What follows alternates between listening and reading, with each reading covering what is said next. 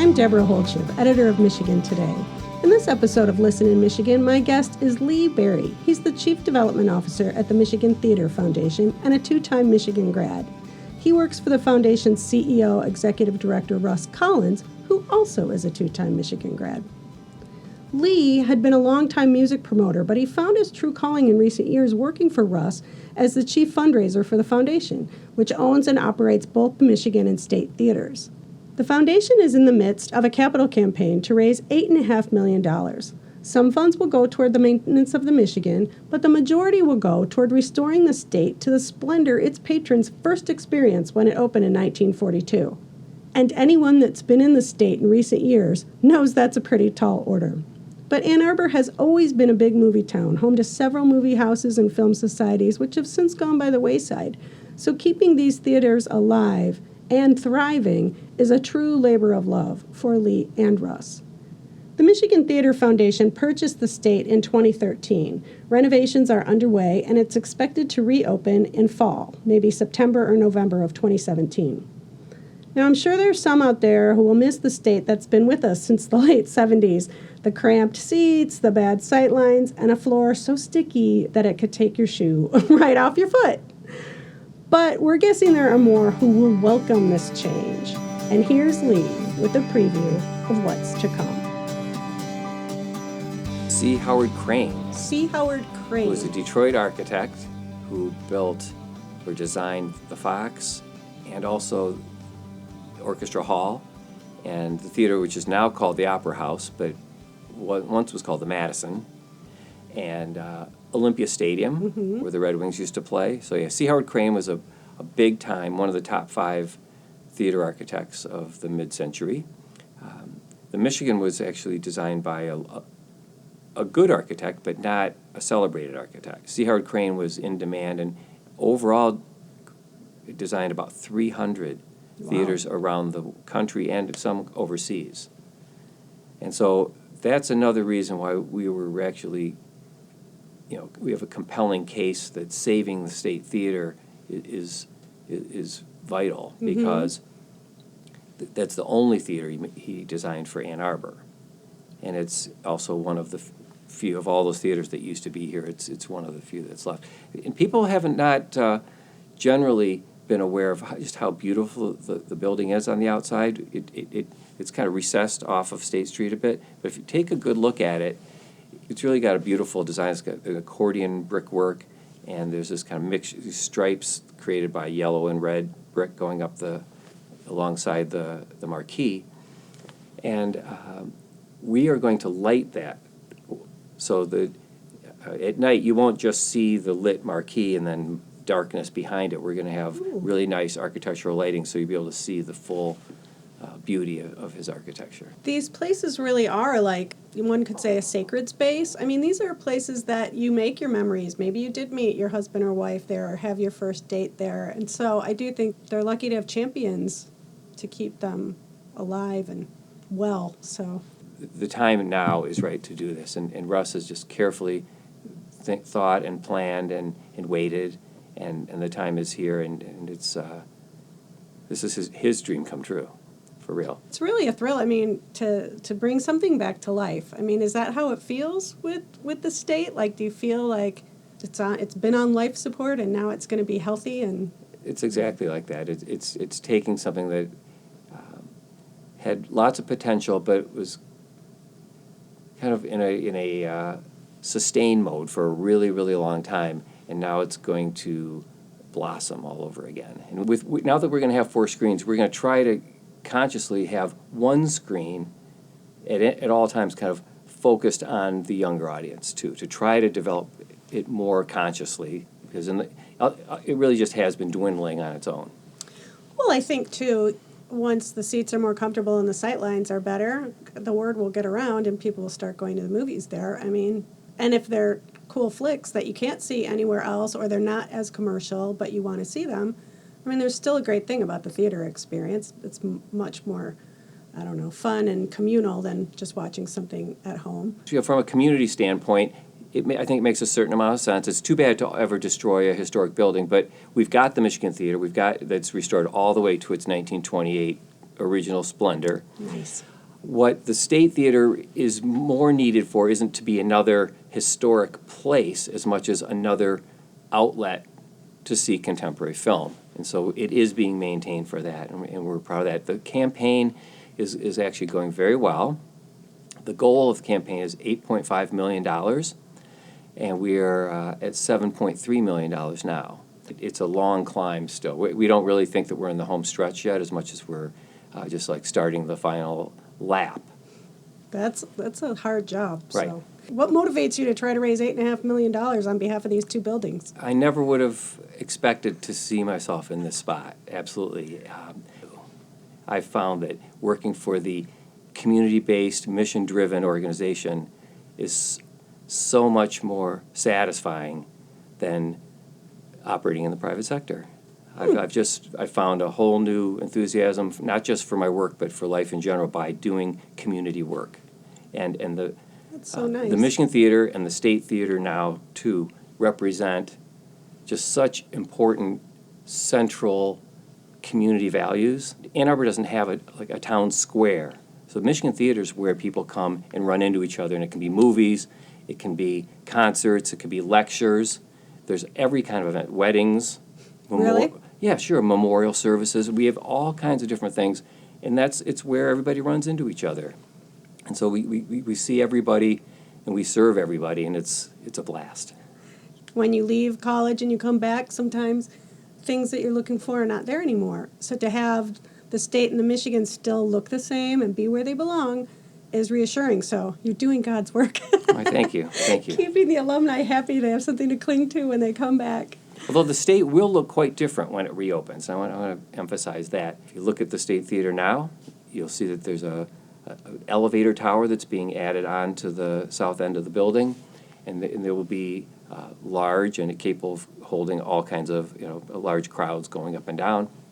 And then as you get out on the second floor, which is where the State Theater mezzanine lounge is, leading into the theaters, there's a big glass window that's going to be there that will allow the public to see in for the first time, which is kind of unusual for theaters. But more importantly, looking out from there, you can see straight down Liberty Street all the way to Ashley.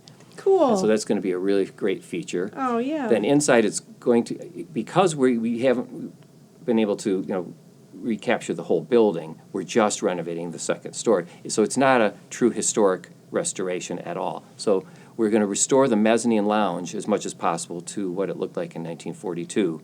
But beyond that, it's very different. The elevator, there's going to be a special fountain that's going to be another kind of focal point in the lounge with Matawi Tile has created a custom tile kind of inspired by the State Theater. And there'll be a drinking fountain, 2 drinking fountains with this kind of alcove done completely in Matawi tile, red and black.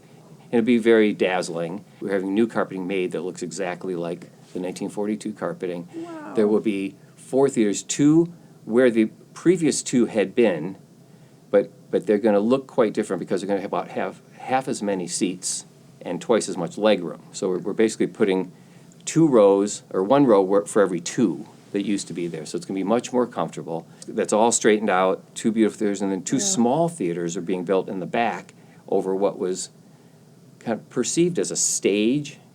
The gap between the front of the balcony and the wall, which is really just covering up the main floor, we're reinforcing that and putting 2 small theaters in there. So there'll be overall 4 theaters. One's 140 seats, one's 100 seats, one is 80 seats, and one is 50 seats.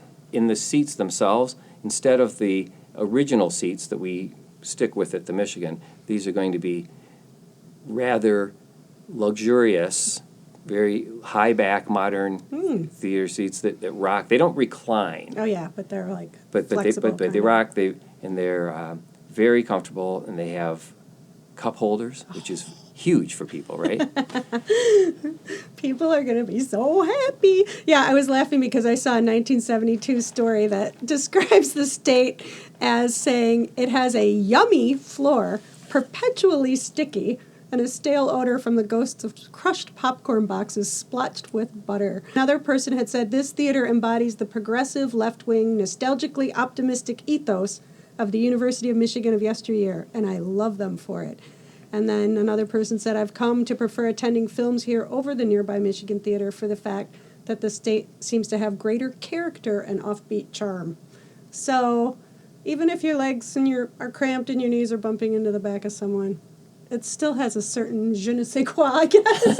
Well, and imagine if it had that stickiness to the floor in 1972 and the smell, and eventually it's 2013 before it closes, right? So another 40 years of aromas and substances. Delish. And then, of course, in college land, you always have that midnight screening. I mean, how do those still fare? Those are okay, or?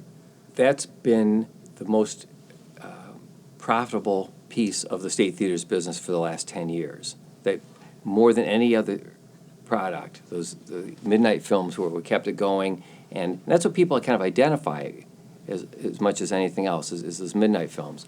So we'll keep those going. Worth noting for our alumni readers, there will be a full liquor license at the new State Theater as well. Wow, that's exciting. And there will be enhanced food offerings, which have not been defined much further, but we expect it to be something like nicer gourmet pizzas, cheese plates, perhaps some other things. I mean, there'll be your normal Twizzlers and Jujubes as well, and certainly popcorn. I mean, Michigan Theater popcorn is world famous, and we will have Michigan Theater popcorn there at the State Theater as well. How would you sort of describe the relationship between the Michigan and the state? Like, how do you perceive them? Are they siblings, cousins? I think in the past, the Michigan Theater certainly had kind of a big brother position, and the state, which again we booked the movies there, but the staff was employed by the people who owned that building, not by us. But there was a certain sense of almost, you might say, tolerance on their part for us.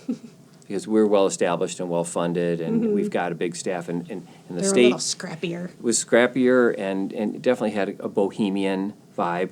What we anticipate is that it's going to be that the Michigan and the state are going to be level with one another.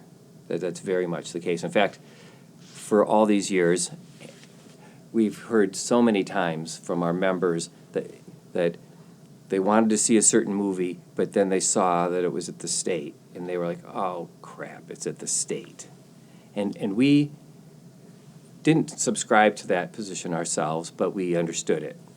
But in the future, we are hoping that people will look at the schedule and go, great, it's at the state. We really anticipate that's going to happen, because that's what the interior is going to be so appealing that people are going to love going there. With these new theaters, we are going to outreach to the community to have more groups able to come in and not only show films that they made, but to just, if they want to have an event and choose a film, we're going to be renting those facilities. Great. And the same thing for if you have a birthday party or an anniversary, it'll be much more open because we'll have that many more screens to offer. That's cool. Well, maybe the Cinema Guild will come back to life. Could be. I mean, there's a lot of different things, because we do foreign films, and we do, documentaries. We do a lot of different categories, but a lot of people wish we did more of this and more of this. But if they'd like to see more, there's the opportunity to make other things happen now. So you said you saw Star Wars at the campus theater? Yes. Do you have any of your own, great little memories of things like a night at the State or a night at the Michigan when you were an undergrad? Or? Well, that last waltz was the time that I really remember. It was a wonderful film, but it was also just a time I went with a whole bunch of friends we were all undergrads at the time, and it was a special evening. And that actually reminds me that a lot of people, when we talk about stories at the State Theater, we've heard from a lot of people about particular activities that might happen in the back row of the State Theater. And I won't elaborate any further, but I think you might get my drift. And there's so that we're doing seat sales to the State Theater, so individuals can buy a seat plaque with their name on it, or their if they want, their mom and dad in some cases, or their best friend from back in the day. Oh, that's so sweet. But those are at kind of a reasonable price. But we're going to withhold the back rows, and actually we're going to charge more for those because we've got some donors who've told us of their exploits in the back row, and so we're gonna hold those back. Well, that will be interesting to see whose names are on those seats in the back row now that we know this information. That's so funny. Yeah, I was curious. I don't know if there's any good tales that you've heard in your fundraising adventures of people telling you anything that we can share, but it's like, oh, maybe Iggy was swinging from the rafters at one point, or, who knows. We did come up with a photograph of Iggy walking in front of the State Theater with the State Theater marquee in the photo, so we're going to try to find something cool to do with that. Right on. Yes. That's cool. Speaking of the marquees, both are so iconic, and people just love them. If any alums are interested in touring the State Theater, even before it opens, much less after it opens as well, but if they want to reach out to me, we're happy to arrange a tour if they're going to be in town. How fun. So it's very exciting because the whole upstairs was pretty much demolished and is now being reconstructed, and it is exciting to see it develop. So you're looking at fall is when it's going to open. Yes, and until recently, we thought September might be it, but I think it's more likely October, possibly even into November at this point, just due to how construction projects work. And it's absolutely true that the theaters here and other places have served to bring people back downtown. And so there's the artistic and aesthetic importance of what they provide, but they also are generating economic impact, which is a very compelling argument to a lot of our supporters as well. I've been involved in a lot of pretty cool things in my career, between booking bands and bringing people in for concerts and even producing some records. But this State Theater project, to me, is actually the most exciting thing that I've done, because most of these other great things are pretty temporal, and they are pretty much, they're a great time, but they're not there tomorrow. There's memories, and I absolutely, I'm not going to discount the value of memories, but to actually work on this, saving and renovating this important building and leaving it for future generations is a whole nother thing, and it really makes me excited every day to go to work.